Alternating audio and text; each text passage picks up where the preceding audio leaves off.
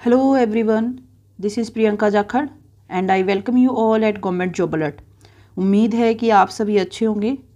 तो जैसा कि आप सभी को पता है कि आज ATT 5994 की कोर्ट में सुनवाई है और जो ये आज की सुनवाई है ये सुनवाई है 4 मार्क्स की ग्रेस को लेकर। तो देखिए, जैसा कि आप सभी को पता है कि इस कोर्ट केस पे पहले भी काफ़ी बार सुनवाई हो चुकी है। आप यहाँ से देख पाओगे कि इसमें पहले भी काफ़ी सुनवाई हो चुकी है।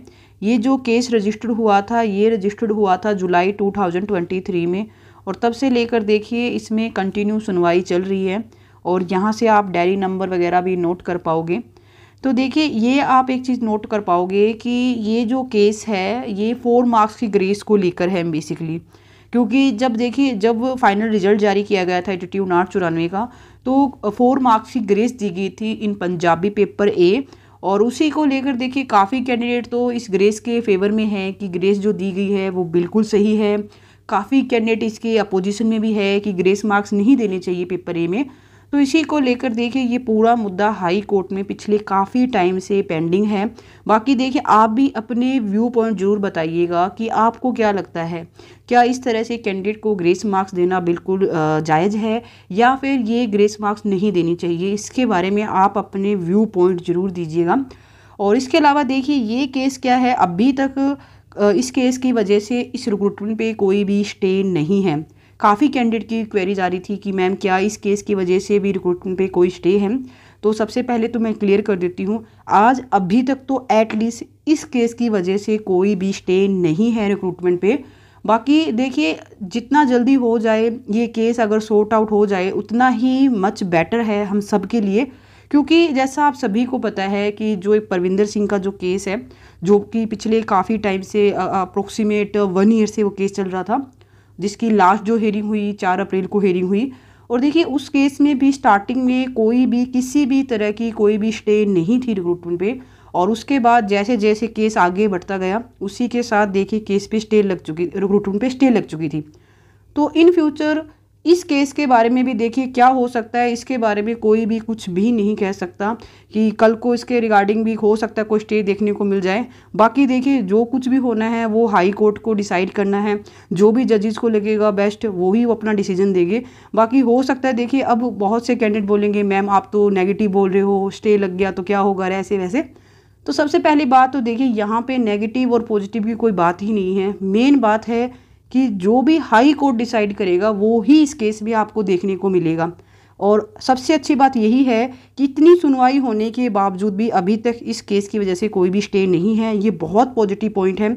और देखिए आप एक चीज़ नोट कर पाओगे कि अभी तक जो भी जितनी भी इस केस की सुनवाई हुई है अभी तक एक प्रॉपर मैनर में अभी तक इस केस की कोई भी सुनवाई नहीं हुई है। यानी जो जो पेपर ए को लेकर जो परविंदर सिंह का जो केस था, जिस तरह से उस केस की अभी तक सुनवाई चली है उस तरह से अभी तक इस केस में सुनवाई नहीं हुई है।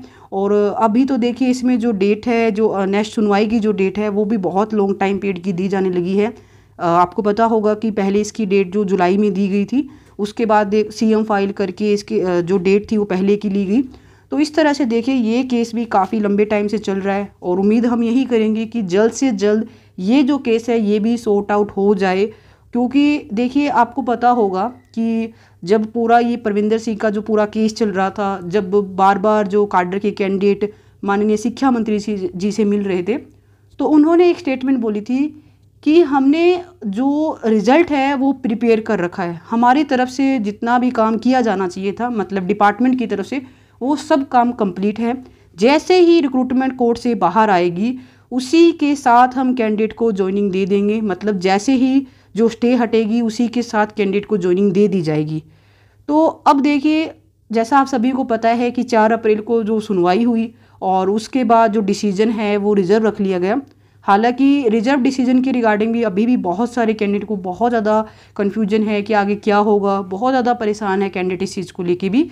तो देखिए जो 4 अप्रैल को जो सुनवाई हुई थी वो कम्प्लीटली सुनवाई थी काडर के पक्ष में और जो डिसीजन आएगा वो कम्प्लीटली काडर के पक्ष में आएगा। आपको इस बारे में बिल्कुल भी डीमोटिवेट नहीं होना कि क्या डिसीजन आएगा। और हम उम्मीद करेंगे कि जो रिजर्व डिसीजन है वो बहुत जल्द जारी करे और उसके बाद जो माननीय शिक्षा मंत्री जी ने जो ज्वाइनिंग की बात कही थी वो भी बहुत जल्द कंप्लीट की जाएगी।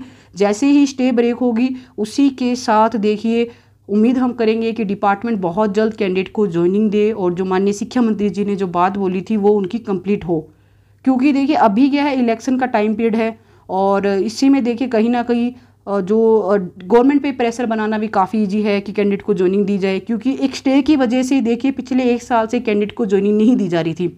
और ऐसे में देखिए अगर ये जो केस है, ये केस भी अगर जल्दी से सॉर्ट आउट हो जाता है तो कोई भी पॉइंट नहीं बचेगा डिपार्टमेंट के पास, सरकार के पास, कि हम इस वजह से कैंडिडेट को ज्वाइनिंग नहीं दे रहे। तो कहीं ना कहीं देखिए ये सभी पॉइंट बहुत ज़्यादा पॉजिटिव होंगे कैंडिडेट के लिए भी कि चलिए फाइनली ज्वाइनिंग होगी। और कहीं ना कहीं देखिए ये पॉइंट सभी अच्छे रहेंगे कि बहुत जल्द जो रिक्रूटमेंट है वो कंप्लीट की जाएगी, क्योंकि पिछले 1 साल से कैंडिडेट वेट कर रहे हैं इसी रिक्रूटमेंट का कि कैंडिडेट को ज्वाइनिंग दी जाए। और अभी तक देखिए इस केस के बारे में कुछ खास ज़्यादा सुनवाई नहीं हुई है और आज की जो भी सुनवाई होगी वो भी मैं आपके साथ इसी चैनल पे ज़रूर शेयर करूँगी कि अभी तक सुनवाई में क्या कुछ हुआ और आगे होने की क्या कुछ पॉसिबिलिटीज़ है। बाकी देखिए जो 4 अप्रैल को जो सुनवाई हुई थी, 4 अप्रैल की सुनवाई का जो डिसीजन है वो रिजर्व रखा गया है और बहुत जल्द उम्मीद करेंगे कि जो डिसीजन है वो जारी किया जाए। और देखिए अभी इस वीक में जो रिजर्व डिसीजन के आने के चांसेस थोड़े से कम है, क्योंकि इस वीक देखिए थोड़े से जो वर्किंग डेज है वो कम है। बट मोस्ट प्रोबेबली चांस हम यही लेके चलेंगे कि नेक्स्ट वीक तो एटलीस्ट जो रिजर्व डिसीजन है वो जारी कर दिए जाए। देखिए जो रिजर्व डिसीजन का सिंपल सा मीनिंग होगा कि अब आगे जो हर महीने जो एक तारीख दी जा रही थी कैंडिडेट को, हर बार सुनवाई पे जो तारीख दी जा रही थी कि नेक्स्ट तारीख पे सुनवाई करेंगे, आगे डिसीजन लेंगे, तो वो तारीखों का जो सिलसिला है एटलीस्ट वो तो एंड हो चुका है। फाइनली अब जजेस जो अपना फाइनल डिसीजन जारी करेंगे और जो भी डिसीजन होगा वो पूरे के पूरे काडर को मानना ही होगा। और इसके साथ साथ देखिए डिपार्टमेंट के पास भी फिर कोई भी पॉइंट नहीं रहेगा ज्वाइनिंग न देने का। बाकी देखिए आज भी उम्मीद करेंगे कि इसके जो केस है ये पूरा 4 मार्क्स को लेकर ये केस भी बहुत जल्द सॉर्ट आउट होगा। बहुत जल्द जो एक कह सकते हैं कि कैंडिडेट जो परेशान है कोर्ट केसेस की वजह से वो परेशानी भी ख़त्म होगी, क्योंकि ये केस भी देखिए अपने आप में काफ़ी इंपॉर्टेंट है। इस केस की वजह से भी हो सकता है कल को डिपार्टमेंट ये बोल दे कि हम वो केस अभी चल रहा है उसके बाद ज्वाइनिंग देंगे, ऐसा कुछ देखने को मिल सकता है, पॉसिबिलिटीज़ हो सकती है। क्योंकि देखिए अभी तक हालांकि इसकी वजह से स्टे कुछ भी नहीं है, बट फिर भी हम ये पॉइंट लेके चल रहे हैं कि एटलीस्ट इसकी वजह से कहीं ना कहीं कल को कोई दिक्कत ना हो। उम्मीद करें कि अब ये केस बहुत जल्द सॉर्ट आउट हो जाए, बहुत जल्द कैंडिडेट को ज्वाइनिंग मिले। बाकी देखिए हाई कोर्ट से इसके रिगार्डिंग जो भी अपडेट आएगी वो अपडेट आपके साथ इसी चैनल पे जरूर शेयर की जाएगी। इसके लिए इस चैनल को जरूर सब्सक्राइब करें। Wish you all the best. Thank you.